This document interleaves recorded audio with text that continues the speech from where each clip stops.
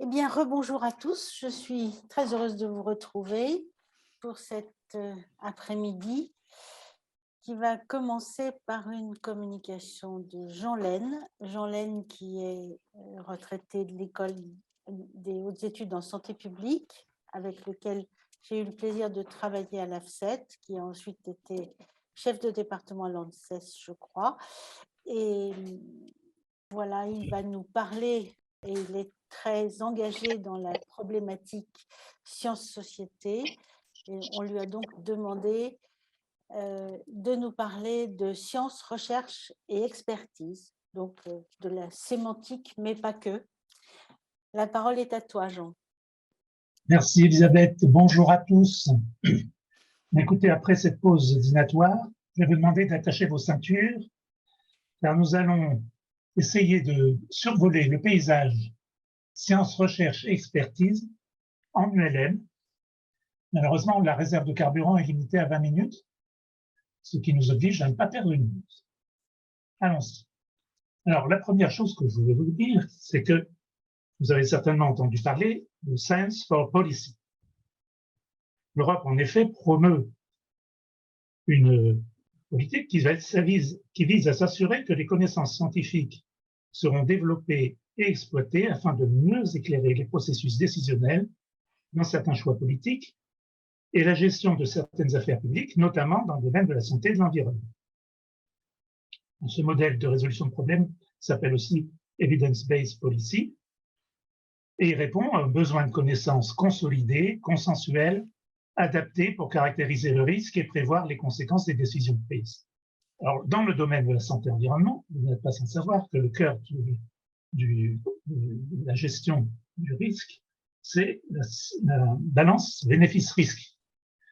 Cette balance bénéfice-risque, effectivement, nécessite l'apport de connaissances. Alors, l'enjeu est de recourir au savoir scientifique parce que le savoir scientifique est doté d'autorité et de confiance sociale. Plutôt que quoi? Plutôt qu'aux savoirs profanes qui sont basés sur l'expérience contextualisée. Alors, ce sont les professionnels de la science, qu'on appelle couramment les scientifiques, qui sont régulièrement consultés en audition individuelle ou dans un processus organisé d'expertise collective, et ils mobilisent également la recherche scientifique pour la production de connaissances manquantes en utilisant différents leviers d'orientation de la recherche, dont son financement. Or, vous savez bien que la société civile occidentale est actuellement sujette à une certaine défiance vis-à-vis des élites et des institutions publiques, qui touchent aussi les professionnels de la science. Et par ailleurs, dans la population générale, vous avez une mauvaise compréhension du doute inhérent à la démarche scientifique, qui est due à un niveau trop faible d'acculturation scientifique, et qui conduit aussi à la méfiance, voire au scepticisme, et à une dépréciation en tout cas de la connaissance scientifique. Voilà pourquoi cet exposé mérite d'être fait. Première question, qu'est-ce qu'une connaissance scientifique? Alors, c'est quoi l'esprit des sciences? Si on regarde le dictionnaire étymologique de la langue française, le mot science vient du latin scientia, qui renvoie au savoir atteint par la contemplation, alors que le mot connaissance vient du verbe scire, savoir, qui désigne à l'origine la faculté mentale propre à la production de la connaissance. Alors, c'est quoi qui est au cœur de la science? La raison. Russell identifie ce qui est accessible à la science et connaissable par elle à ce qui est accessible à la raison et pénétrable par elle. Un esprit scientifique aborde toute question par le doute pour se libérer des préjugés. Le noyau dur de la science, c'est l'étude de la réalité. Et c'est quoi la réalité? La science, une attitude de mise à distance, objective, et d'impartialité à l'égard de cette réalité. Alors, il y a un gros débat sur ce que c'est que la réalité. Dans les sciences de la nature, on considère généralement que les faits qu'elles manipulent constituent une réalité extérieure préexistante dont elles sont les découvreurs. Alors que pour un anthropologue des sciences, l'activité scientifique sera vue comme la construction d'énoncés qui prendront peu à peu, suivant un processus social, le statut de fait admis par consensus, puis intégré au savoir transmis. Et c'est la fonction de la littérature scientifique de convaincre les pairs d'accepter les nouveaux énoncés comme des faits. Et pour tout énoncé, la possibilité d'une réévaluation reste ouverte même après sa transformation en fait. Ça nous amène à la question centrale de la certitude, centrale pour l'action. L'exigence de fidélité au réel éloigne forcément le chercheur de l'assurance de posséder une vérité qui présente toutes les garanties nécessaires et peut être considérée comme certaine. Elle génère au contraire une conscience claire et honnête des limites de la connaissance scientifique et de la frontière avec l'ignorance ou la croyance. Tout scientifique a conscience que l'erreur reste possible. Et toute la science est ainsi dominée par l'idée d'approximation et renonce à l'idée de vérité absolue, ce qui la distingue radicalement du dogmatisme. Enfin, l'aspect utilitaire. La science, par ses applications innombrables dans le monde moderne pour la transformation de nous-mêmes et de l'environnement, est devenue un instrument de maîtrise et de possession de la nature, pour reprendre l'expression de Descartes. Et dans notre société technicienne et marchande, l'aspect technique, utilitaire et pratique est déterminant pour son développement. Voyons maintenant comment on produit les connaissances scientifiques. Il y a un modus operandi commun, standardisé, qui commence par la transformation de la question posée en hypothèse à vérifier, associée à une méthode de production de données brutes, suivi par l'analyse des données brutes, souvent avec des outils mathématiques, et enfin l'interprétation globale des résultats avec la discussion des forces et des limites de l'étude. À ce stade-là, les auteurs sont tenus de rédiger un article qu'ils soumettent à une revue spécialisée ou non pour publication. La revue ne peut les accepter, si c'est une revue sérieuse, à comité de lecture, qu'après envoi de l'article à différents relecteurs. Et c'est cette relecture contradictoire qui va faire office de validation avant publication, qui rendant les résultats d'études accessibles à tous. Quels sont les producteurs? Les producteurs de l'étude sont en fait des scientifiques professionnels, c'est-à-dire des personnes qui ont des aptitudes et des capacités spécifiques, qui sont formées pour la science et qui œuvrent fondamentalement au développement de celle-ci au sein d'institutions universitaires ou affiliées à celle-ci. Et l'opinion dominante veut que l'avancée du savoir vienne exclusivement de la démarche scientifique qui appartient aux chercheurs professionnels, seuls capables d'appliquer la méthode scientifique, d'obtenir la validation par les pairs. En gros, il revient à l'université de produire de nouveaux savoirs et aux non-universitaires la tâche d'appliquer ces nouveaux savoirs pour penser de nouvelles pratiques. En fait, si on regarde bien, les connaissances scientifiques en santé-environnement sont des travaux de recherche généralement menés par les professionnels spécialisés du domaine. Mais le rôle d'autres acteurs peut cependant être déterminant dans l'initiation, voire la réalisation de ces recherches. C'est en fait la prise en compte d'une possibilité de construction des savoirs avec la collaboration des non-professionnels de la science. On est dans la co-construction de savoir dans le domaine des sciences pour l'action. Il y a un mouvement qui le défend très vigoureusement, intitulé Tiers secteur de la recherche, qui sera repris dans l'après-midi, et qui est né d'une conférence à Rennes du 29 novembre au 1er décembre 2020. Donc, dans ce processus, nous voyons que la validation est un phénomène absolument indispensable. La validation à deux niveaux, dans la production scientifique, mais aussi dans l'information scientifique. La production scientifique, nous avons vu que c'était une obligation pour tout chercheur scientifique de contribuer à la validation de la production dans son domaine. Nous avons vu que cette validation, à l'occasion de la publication, était basée sur la transparence, la confidentialité et la collégialité. Nous devons savoir également quelle est elle doit être contradictoire et multicritère.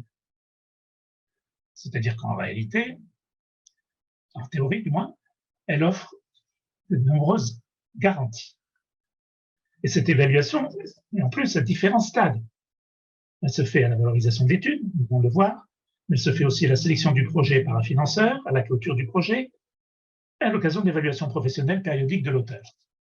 C'est donc apparemment blindé.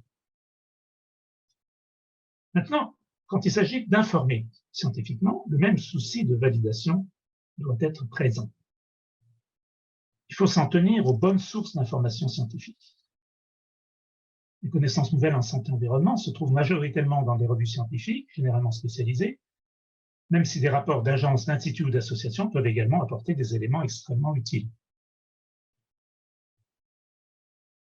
Il est indispensable de faire des synthèses et des synthèses critiques.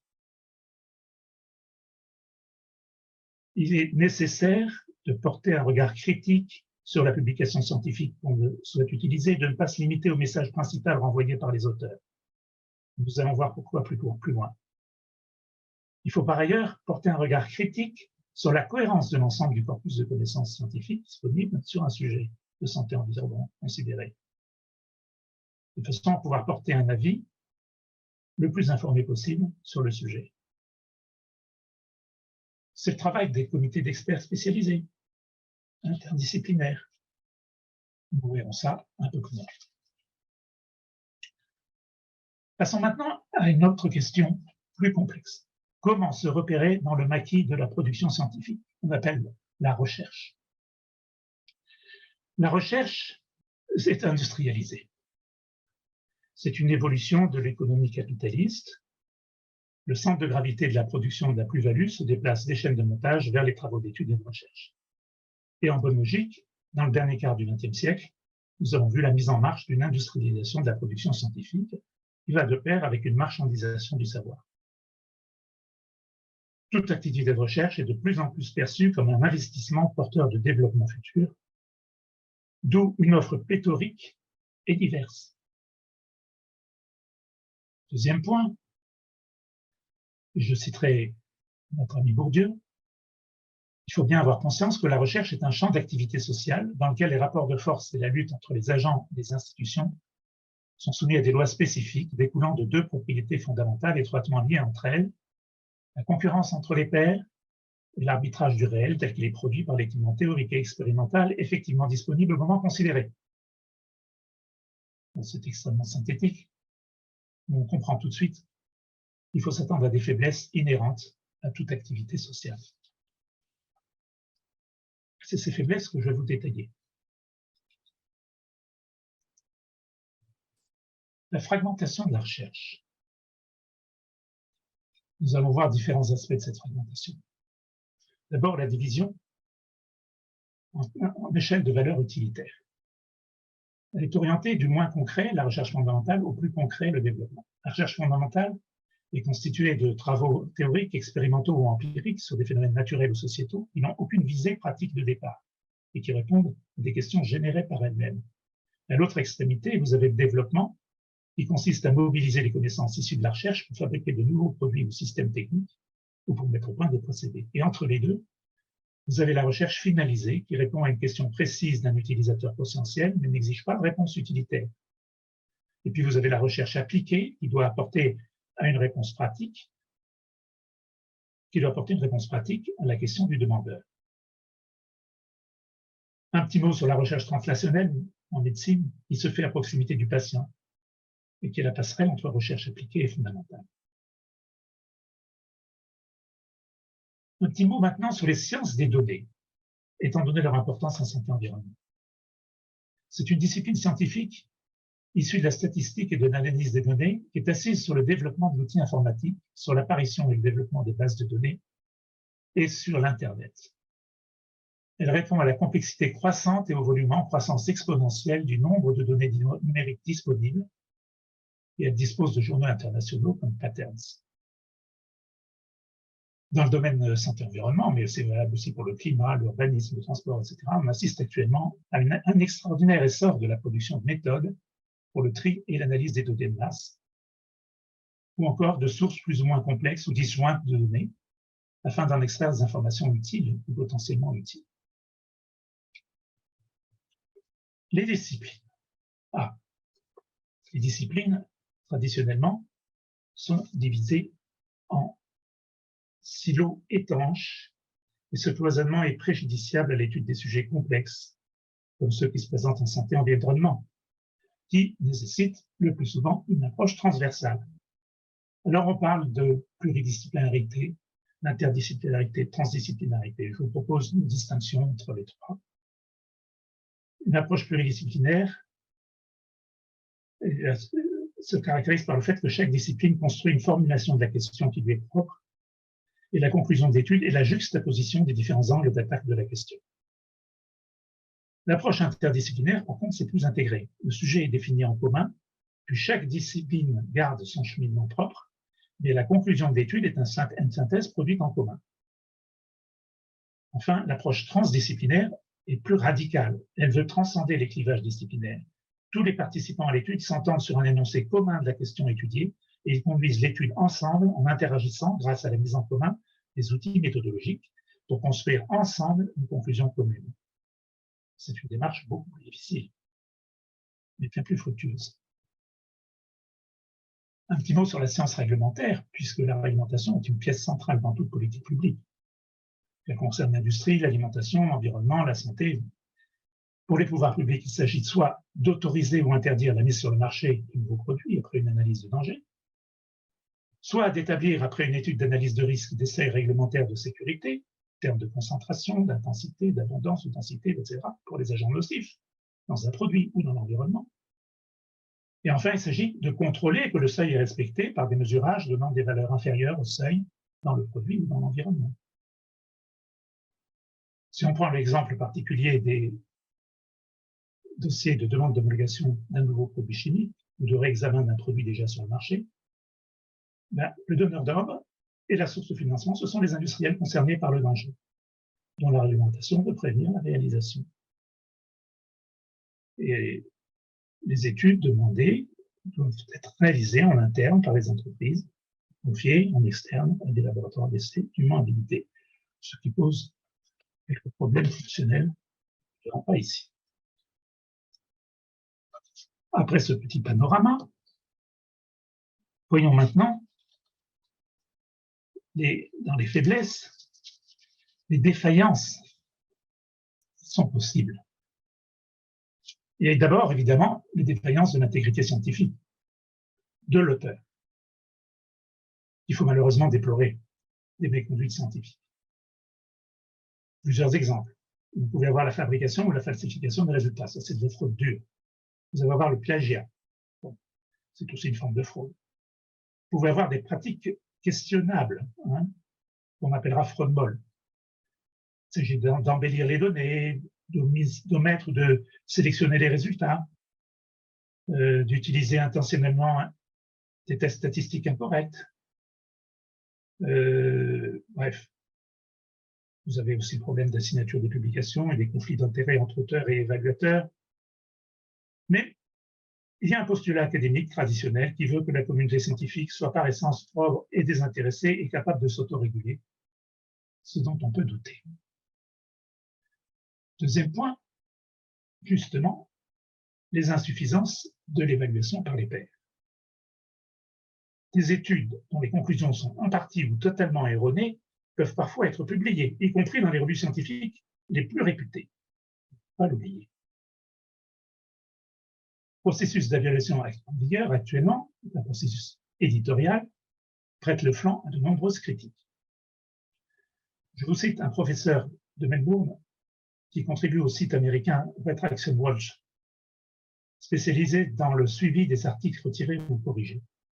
Selon lui, sans évaluation, environ 2% des articles publiés seraient corrects, reproductibles et intéressants.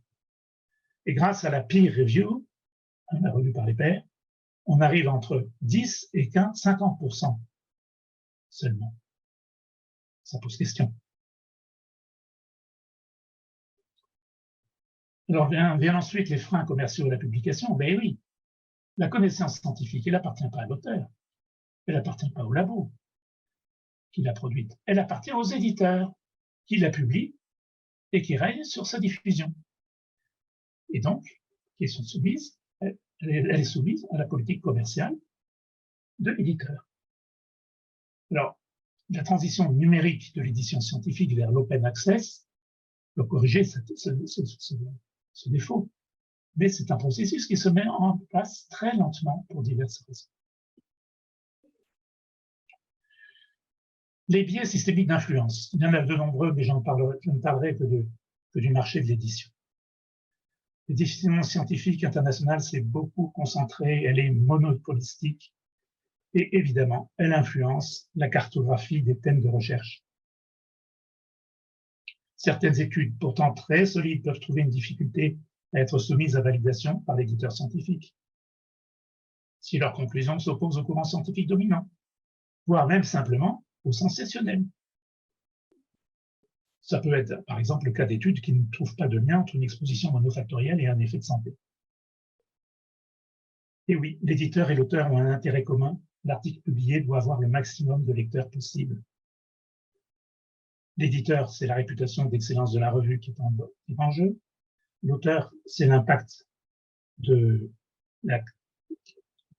l'article mesuré par l'inventaire des citations dans toute la littérature. Ce qui donne pour l'auteur un risque de surinterprétation spéculative des résultats ou un risque d'autocensure.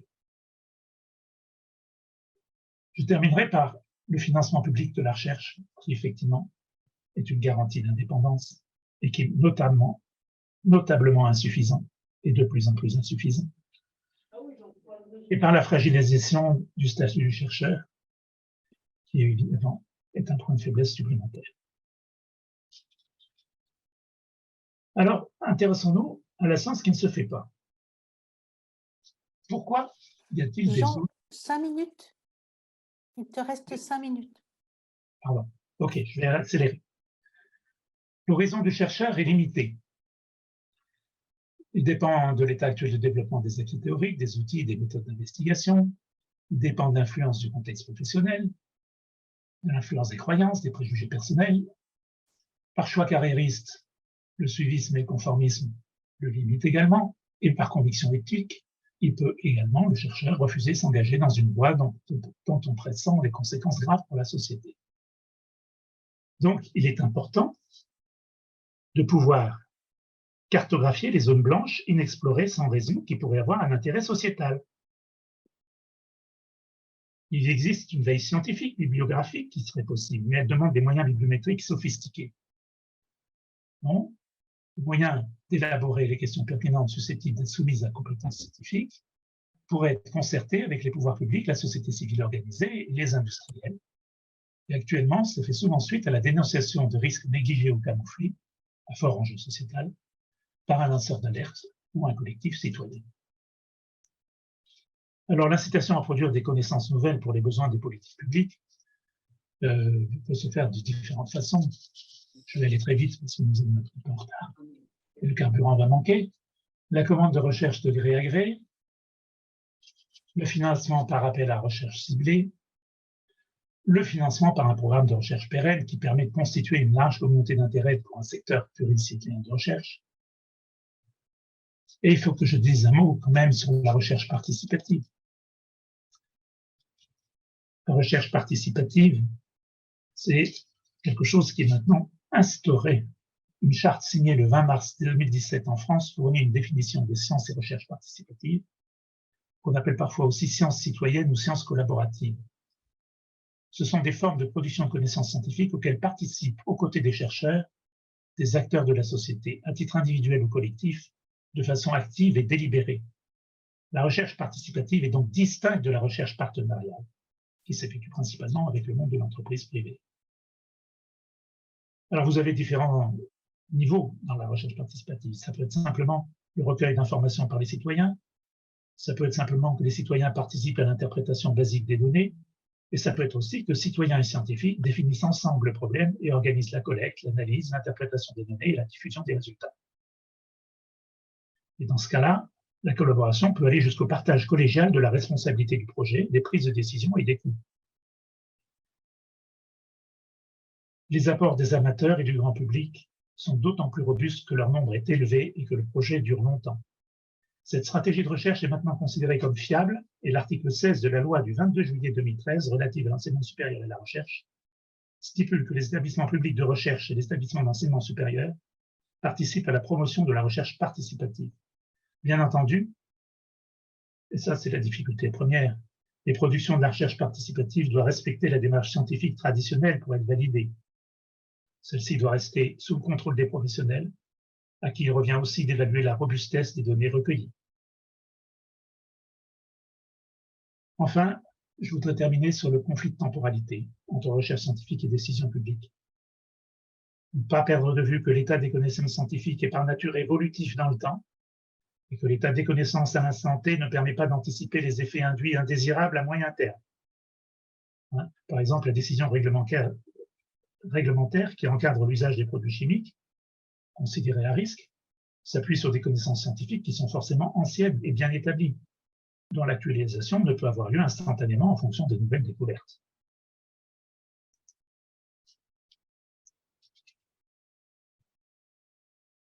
Alors maintenant, nous arrivons à la dernière question. Elle sera plus rapidement traitée parce qu'elle est abondamment traitée pendant la journée et faite par le successeur. Je défile simplement 3 diapositives avant de conclure. Comment disposer des connaissances utilisables pour la décision? C'est la grande question, les connaissances décidables. L'expertise scientifique en est la cheville ouvrière. Que fait l'expertise scientifique? Elle fait la synthèse des connaissances scientifiques en rapport avec le choix d'action à faire. Mais ça ne suffit pas. Un avis est nécessaire dont la pertinence se mesure au degré de certitude qu'il apporte au raisonnement destiné à élaborer ou justifier les critères de choix. Et qui sont les experts? Ce sont des chercheurs choisis pour leurs compétences et leur notoriété qui deviennent, à ce moment-là, investis de la légitimité derrière laquelle le décideur souhaite s'abriter. Et évidemment, un point de doctrine important, c'est qu'il ne doit pas y avoir de dialogue entre expertise scientifique et décision. Le processus d'expertise. Quand il est confié à une institution, que ce soit un organisme de recherche ou une agence étatique, le processus d'expertise collective est relativement codifié. Il faut d'abord réunir un panel d'experts spécialisés parmi les chercheurs candidats. C'est la tâche du coordinateur de l'organisme. Il faut ensuite élaborer la saisine, c'est-à-dire la lettre de mission, avec, d'une part, les enjeux, les besoins, le délai de réponse bien défini. D'autre part, la formulation du problème explicite et limitée pour réduire le degré d'incertitude des conclusions. Enfin, une procédure adaptée au degré de légitimité attendu des décisions à prendre. Ce travail d'élaboration est essentiel. Il est tripartite. Vous avez le représentant des commanditaires et utilisateurs potentiels, vous avez le coordinateur de l'expertise collective et vous avez le président du comité d'experts. Le comité d'experts se met au travail et fait la synthèse des connaissances scientifiques consolidées sur le sujet et produit un rapport contenant la méthode de travail utilisée, la teneur des débats et les options de gestion possibles.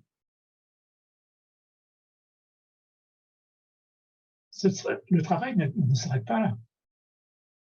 À ce stade-là, il est inutilisable. Il faut la traduction du rapport en avis opérationnel. C'est l'étape la plus délicate et la moins codifiée. Et là aussi, elle est tripartite. Les 3 parties du départ. Quel est l'enjeu? C'est la bonne acceptabilité de l'avis par les chercheurs experts et les décideurs. Il serait utile d'améliorer le processus en implantant un intermédiaire scientifique entre décideurs et coordinateurs. Pour terminer, les perspectives de progrès en expertise scientifique. Eh bien, il faut d'abord développer l'exploitation des données publiques. Le développement de la technologie numérique et la transformation de la publication scientifique et de la recherche documentaire qui en résulte, sous le nom de sciences ouvertes, ouvrent des perspectives énormes de partage de bases de données publiques sous le nom d'open data. Deuxième point, et c'est important, il faut soutenir juridiquement l'indépendance de l'expertise scientifique. En effet, sur le plan juridique, l'expert est défini comme une personne qui participe à une expertise. C'est l'expertise qui fait l'expert. C'est ainsi qu'un chercheur peut devenir expert. L'expert est impliqué dans les décisions pour prescrire des normes ou justifier une décision prise, mais on réserve à l'expert la connaissance des faits et leur exposé pour éclairer un choix à venir, et au décideur ensuite la prise de décision. Les rôles sont clairs. Indépendance et impartialité de l'expertise scientifique. Bon, des précautions sont prises pour garantir l'absence des liens d'intérêt financiers de l'expert recruté avec la question traitée. Mais est-ce suffisant?